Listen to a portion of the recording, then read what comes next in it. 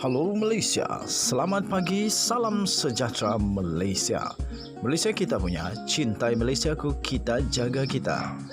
Sebelum kita mulakan berita hangat pada hari ini, untuk anda yang baru pertama kali, silalah untuk sudi tekan butang subscribe, like dan share. Sila juga tinggalkan komen anda kerana setiap komen anda amatlah dihargai. Berita hangat hari ini daripada channel ini, Denyut nadi suara rakyat bergema terus-menerus di dalam channel ini. Setiap hari kita membawakan berita-berita terbaru yang pastinya dinantikan oleh seluruh rakyat Malaysia. Kita akan mulakan berita kita. 1, 2, 3. Berita mula sekarang. Salam sejahtera Malaysia. Berita terkini yang dinantikan oleh seluruh rakyat Malaysia, terutamanya seluruh rakyat Sabah. Bung Mokhtar pastinya dikenali oleh seluruh rakyat Malaysia, terutamanya watak dan juga keberanian yang lantang berbicara di Parlimen Dewan Rakyat. Terbaru ini tuan-tuan dan puan-puan, keputusan terkini untuk kes rasuah Bung Mokhtar dan Zizi pada hari ini dipetik daripada Malaysia Kini 2 September pukul 8.19 pagi. Keputusan sama ada ahli parlimen kinabatangan iaitu Bung Mokhtar Radin dan isterinya Zizi Izzati Abdul Samad dipanggil untuk membela diri atas pertuduhan rasuah berjumlah 2.8 juta berhubung pelaburan unit Amanah Publik Mutual Berhad atau dibebaskan akan diumumkan oleh Mahkamah Session Kuala Lumpur hari ini. Hakim Mahkamah Session Rosina Ayub dijadualkan memberi keputusan di akhir kes pendakwaan itu pada pukul 3 petang. Sekiranya keputusan mahkamah memihak kepada pihak pendakwaan yang berpendapat wujud kes prima facie terhadap Bung Mokhtar 64 dan Zizi Izzati 44, maka pasangan suami isteri itu akan dipanggil untuk membela diri, manakala jika sebaliknya mereka akan dilepas dan dibebaskan. Pada 17 Mei lepas, pihak pendakwaan menutup kesnya selepas memanggil selepas memanggil 30 saksi untuk memberi keterangan pada perbicaraan kes itu yang bermula pada 2 Januari tahun 2020 dan pihak pendakwaan serta pembelaan selesai berhujah pada 24 Jun yang lepas. Antara saksi-saksi pendakwaan yang dipanggil memberi keterangan ialah bekas Menteri Kewangan II Ahmad Husni Muhammad Hanazlah, bekas Pengurus Besar Pelaburan Felkra Adnan Yusof, ahli Lembaga Pengarah ALP Felkra Dr. Habibah Sulaiman, penolong penguasa Suruhanjaya Pencegahan Rasuah Malaysia SPRM Nur Syahril Syahrum, serta 2 ejen Pelaburan Publik Mutual Mahdi Abdul Hamid dan Nur Haili Ahmad Mokhtar. Kes itu dikendalikan oleh Timbalan Pendakwa Raya TPR Farid Gohim Abdullah, Muhammad Sofian Zakaria dan Lo Chin Ho. Manakala Peguam M. Ati Mulan mewakili Bung Mokhtar serta Peguam K. Kumara Drendran dan Ridha Abda Subri bagi pihak Zizi Izzati. Pada 3 Mei 2019, Bung Mokhtar mengaku tidak bersalah di Mahkamah Session atas 3 pertuduhan memperoleh suapan berjumlah 2.8 juta bagi mendapatkan kelulusan untuk Felkra Berhad melabur 150 juta ringgit Malaysia bagi menyertai produk unit Amanah Publik Mutual Berhad. Mengikut pertuduhan pertama, Bung Mokhtar yang ketika itu merupakan pengerusi bukan eksekutif Felkra didakwa secara rasuah memperoleh untuk dirinya suapan iaitu wang tunai 2.2 juta ringgit Malaysia daripada ejen Pelaburan Publik Mutual Mahdi Abdul Hamid melalui isteri tertuduh Zizi Izzati. Dia dituduh melakukan perbuatan itu sebagai upah bagi mendapatkan kelulusan daripada Menteri Kewangan II untuk Felkra membuat pelaburan sebanyak 150 juta bagi menyertai produk unit Amanah Publik Mutual. Kesalahan itu didakwa dilakukan di Public Bank Berhad, Cawangan Taman Melawati, nombor 262-265, Jalan Bandar 12, Taman Melawati di sini antara 12.30 tengah hari dan 5 petang 12 Jun 2015. Bagi pertuduhan kedua, Bung Mokhtar didakwa secara rasuah memperoleh untuk dirinya suatu suapan iaitu wang tunai berjumlah RM262,500 daripada individu yang sama, Mahdi melalui akaun Public Islamic Treasurer Growth Fund PITGF bernombor 0447977816 yang didaftarkan atas nama Zizi Izzati bagi tujuan yang serupa.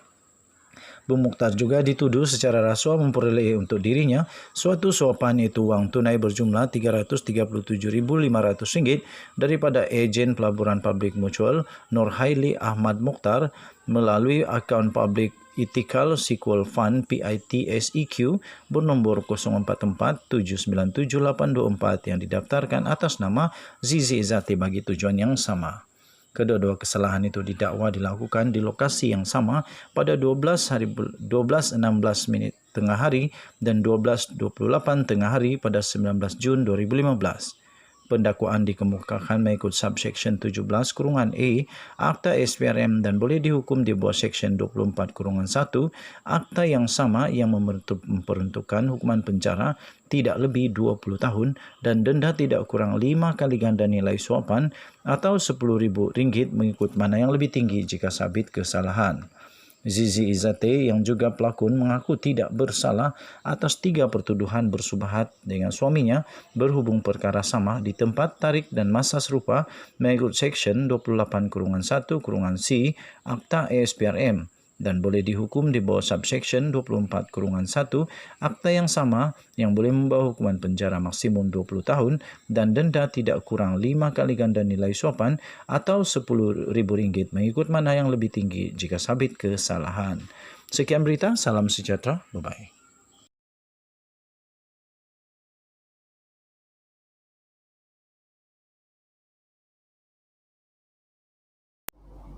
Salam sejahtera Malaysia. Ada satu ulasan yang memang hebat. Ada satu ulasan yang memang sangat-sangat pedih, pedas, masin, panas dan lebih panas kalau dikena garam lagi. Ditulis di malaysiakini.com bertajuk ulasan jasa Najib atau malapetaka kepada negara. Jadi saya ingin kongsikan pada kamu. Kumpulan yang bersimpati dengan Najib Tun Razak sedang berkempen untuk memohon pengampunan diraja bagi pihak Najib. Kempen ini pastinya mengambil contoh yang berlaku ke atas saudara Anwar Ibrahim pada tahun 2018. Maka tidak heran mengapa kempen ini dimulakan dengan begitu pantas, tidak sampai seminggu pun Najib dipenjarakan kerana sudah ada presenden atau duluan kes. Untuk menjual naratif ini, kumpulan Najib juga mengarang ayat dalam kurungan ayat, lepas tu dan surah ayat juga. Oh, ini bukan alang-alang ini. Bukan alang-alang. Ditulis Mazhir Ibrahim. Siapa Mazhir Ibrahim ni? Selalunya ada ditulis siapa orang yang tulis ni. Jadi okey, saya bacakan siapa dia. Dia adalah ahli Parti Pejuang Tanah Air. Tulisan ini tidak semestinya mencerminkan pendirian daripada Malaysia Kini dan bukan juga pendirian daripada channel ini. Tidak. Okey, jadi dia kata untuk menjual naratif ini, kumpulan itu yang muluk menulis ayat-ayat yang kumuluk mengenai jasa Najib pada negara seperti kejayaan projek ECRL, LRT, TRX, termasuk BRIM dan Klinik 1 Malaysia. Okey, ini semua memang saya pun tidak nafikan. Semua ini masih bagus. Terutamanya Klinik 1 Malaysia itu memang sangat bagus. Saya pernah pergi sana, isteri pernah pergi, anak-anak semua pernah pergi. Memang bagus. BRIM pun bagus. ECRL, LRT, TRX tak ada kena mengena dengan kami sebab tiada di Sabah. Tiada di Sabah. Tujuan utama semua ini ditulis adalah untuk menambah sokongan dan simpati rakyat ke atas Najib. Okey. Bagi rakan-rakan politik Najib, mereka berkumpul beramai-ramai di Dewan untuk menunjukkan kepada rakyat bahawa semua ahli-ahli UMNO masih menyokong dan setia di belakang Najib. Kisah-kisah sayu menjadi latar kempen pembela beliau. Di satu kumpulan yang lain, para simpatisan Najib menyerang Tun M kerana masih meratib tentang Najib sebagai punca masalah negara. Penganalisis politik dan juga golongan agamawan yang pura-pura bersikap neutral turut digunakan untuk memurnikan Najib. Malah media-media sosial juga menjadi alat untuk menghentam Tun M dan Gerakan Tanah Air GTS sebagai tidak lagi relevan. Begitulah kempen Najib ini dicorakkan. Sebelum mengulas tentang jasa dalam kurungan jasa Najib yang sedang dijual ini, elok kita surut ke belakang sedikit, flashback, untuk memahami masalah dan kesan yang dibawa oleh skandal 1MDB ini. Katanya, lepas tu perenggan seterusnya, kesan 1MDB kepada rakyat. 1MDB ini ibarat sebuah gempa bumi. Kesan magnitud gegaran 1MDB ini dirasai di dunia moden.